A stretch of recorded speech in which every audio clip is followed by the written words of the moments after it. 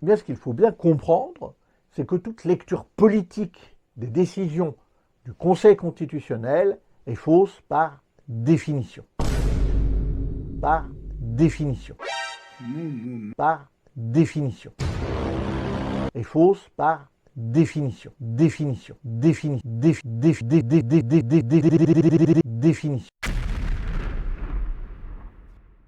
Ok, avec une affirmation aussi audacieuse, les arguments de la vidéo de ce cher monsieur ont intérêt à être solides. Bonjour à tous, moi c'est Paul Marcellus. Aujourd'hui, on va voir qu'on peut créer une chaîne YouTube, gagner plus de 300 000 abonnés et devenir une référence en vulgarisation dans son domaine, le tout en produisant des vidéos franchement limites. Un peu de contexte. La vidéo à laquelle je vais réagir est sortie après la censure partielle de la loi Duplon par le Conseil constitutionnel. Ce brave monsieur va en profiter pour revenir sur les pouvoirs de cette juridiction. Et nous, on va expliquer pourquoi son analyse est moyenne. C'est faux parce que le Conseil constitutionnel, eh bien, il n'est pas là pour faire de la politique. Il est là pour faire du droit. Et c'est ce que je vais essayer de vous expliquer dans ce vlog. Et d'ailleurs, ce que je vous dis aujourd'hui au sujet de la décision concernant la loi Duplon, eh bien, c'est valable pour toutes les décisions du Conseil constitutionnel. Le Conseil constitutionnel, il n'est pas là pour dire si une loi est une bonne loi ou si c'est une mauvaise loi.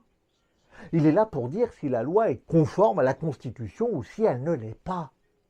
La qualité de la loi, sa portée politique, ou au contraire le fait qu'elle soit inefficace, inutile, voire nuisible, eh bien le Conseil constitutionnel, il n'est pas là pour le dire. Dire ça, c'est le boulot du Parlement, c'est pas celui du Conseil constitutionnel. Je vais même encore aller plus loin. Imaginez que les 9 membres du Conseil constitutionnel soient personnellement opposés à une loi.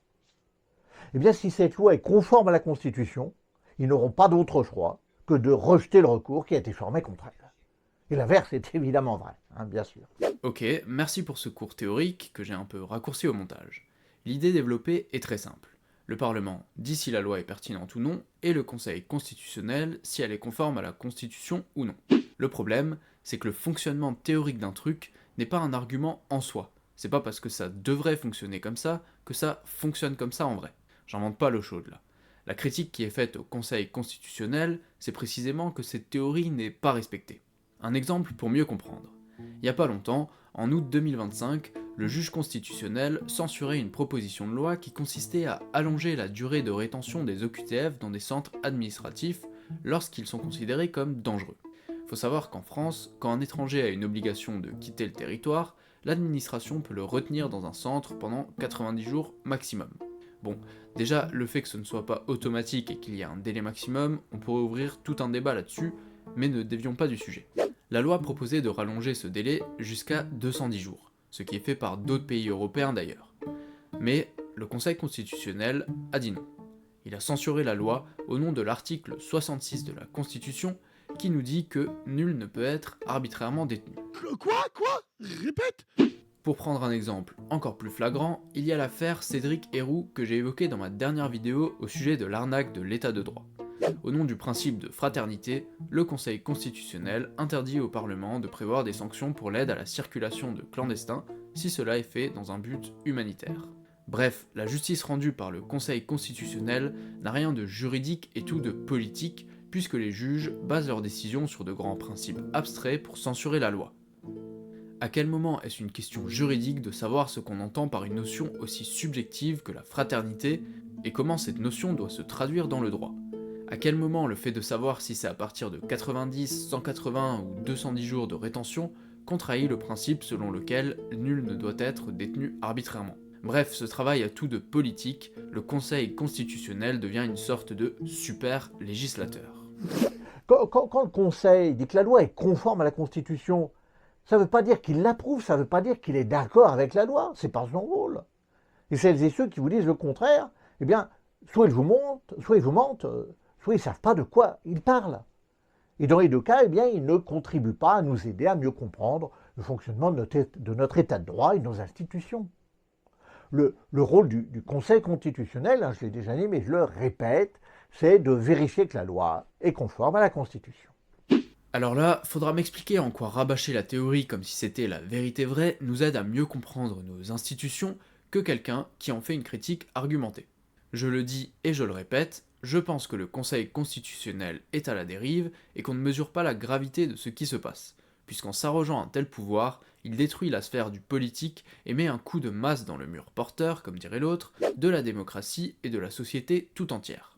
Je me permets donc de m'adresser à toi directement, cher collègue youtubeur, pour te dire qu'en tenant le discours qu'est le mien, je n'ai pas l'impression de mentir, et j'aimerais bien que tu m'expliques en quoi je ne sais pas de quoi je parle. C'est pour ça que le Conseil constitutionnel est une véritable juridiction et que ce n'est pas un organe politique. D'ailleurs, le Conseil a toujours fait très attention à ne pas substituer son appréciation à celle du Parlement. On a plus de 50 ans de décisions et de jurisprudence du Conseil pour vérifier ça. Oh shit. Here we go again. Bon ben, je vais vous citer un autre exemple alors, particulièrement hallucinant d'ailleurs, vous allez voir. Décision du Conseil constitutionnel de juin 2025. Un projet de loi souhaite renforcer l'autorité de la justice à l'égard des mineurs délinquants et de leurs parents en créant des procédures accélérées. Pour schématiser, plus de répression, moins d'éducation. Et devinez quoi? Censure des juges. Et le meilleur reste à venir. Les dispositions en question n'ont ni été censurées en vertu d'un article de la Constitution, ni en vertu d'un grand principe figurant dans son préambule. Non, ça a été censuré en vertu d'un, je cite, principe fondamental reconnu par les lois de la République d'adaptation de la réponse pénale à la situation particulière des mineurs. Principe que le Conseil constitutionnel a dégagé tout seul, comme un grand. Ça me fait pas rire du tout. Pas rire du tout. Donc même sans avoir recours à la Constitution de près ou de loin, les juges peuvent censurer le législateur. Mais, par définition, les décisions du Conseil ne sont pas politiques. Donc ça va. Mais ça sert à quoi de vérifier que la loi est conforme à la Constitution?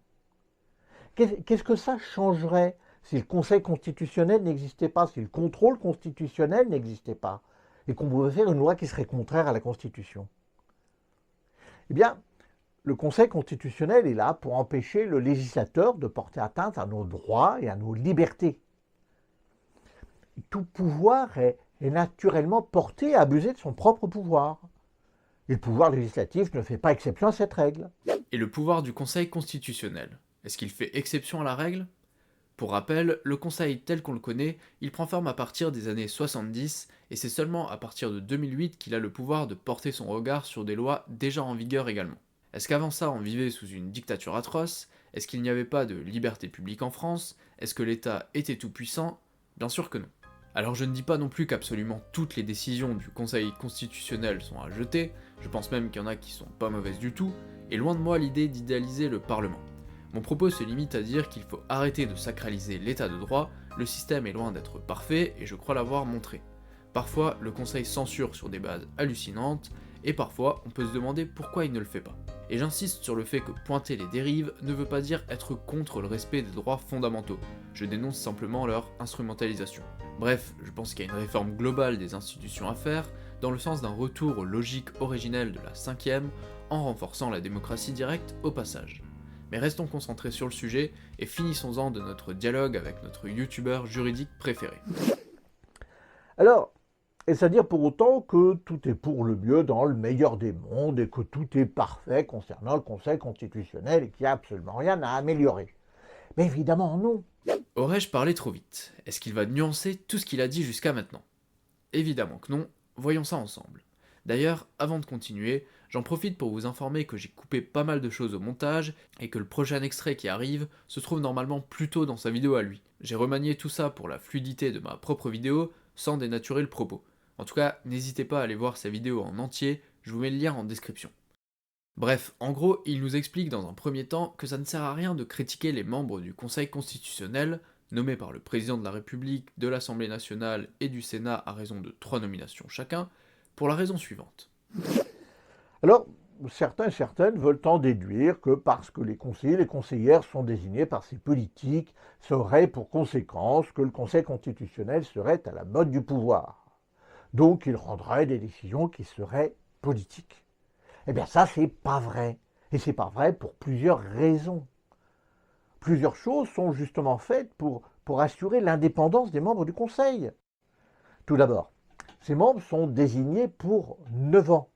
Et en plus, ils ne sont pas renouvelables. Ça veut dire qu'ils n'ont rien à attendre du pouvoir qui les a désignés. qui facilite leur indépendance. Et en plus, ils sont inamovibles, c'est-à-dire que rien ni personne ne peut les forcer à partir. L'indépendance, c'est un état d'esprit. Mais quand en plus tout est fait matériellement pour aider les gens à être indépendants, eh bien c'est encore mieux. Ça permet à ce devoir d'ingratitude des membres du Conseil envers les autorités qui les ont nommés de s'exercer pleinement. Cette expression n'est pas de moi, elle est superbe. C'est une expression qui est de Robert Badinter. Donc, pour résumer ce que je viens de dire, et avant de passer à la suite, le Conseil constitutionnel est une véritable juridiction indépendante par une instance politique. Donc, toute lecture politique des décisions du Conseil est forcément fausse par définition.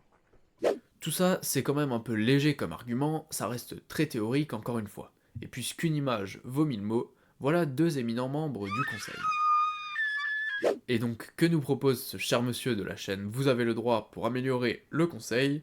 Eh bien, ce qu'il nous propose, c'est précisément de revoir le système de nomination des membres. C'est pas parce qu'il serait problématique en soi, mais il convient que ça peut créer un doute. Il propose donc que ce soit la Cour de cassation, le Conseil d'État et la Cour des comptes qui nomment les membres.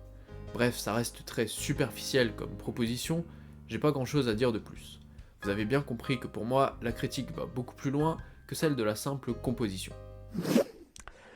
Comme vous le voyez, ce vlog, ça vous parle de choses un petit peu compliquées, un petit peu obscures, mais il m'a semblé important de vous expliquer ce qu'il en est réellement du Conseil constitutionnel, afin que vous sachiez que quand quelqu'un essaye d'avoir une lecture politique des décisions du Conseil constitutionnel, eh bien, soit il se trompe, soit il nous prend pour des jambons. Bon, perso, je cherche encore des choses compliquées et obscures dans sa vidéo.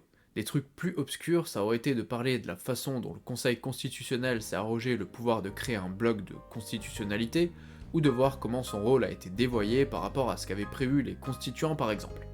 Ça tombe bien, c'est ce que je fais dans ma vidéo sur l'état de droit. J'affiche la vidéo à l'écran, n'hésitez pas à cliquer pour aller voir ça. Sinon, n'oubliez pas de vous abonner, de liker, et dites-moi dans les commentaires ce que vous pensez de tout ça. C'était Paul Marcellus, et je vous dis à bientôt, mes petits jambons. Soit il nous prend pour des jambons, pour des jambons.